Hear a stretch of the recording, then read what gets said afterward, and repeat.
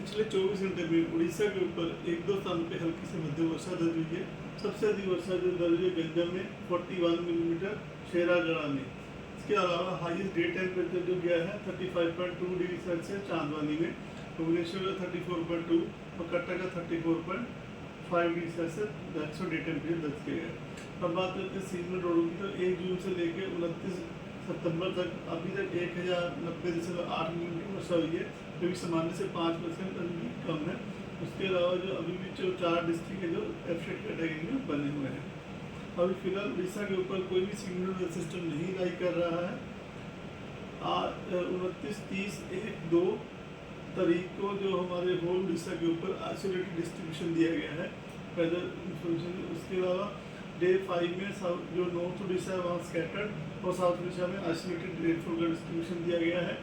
तो 4 और 5 तारीख को भी होल उड़ीसा में कुछ स्थानों पे हल्की से मध्यम वर्षा होने की संभावना है।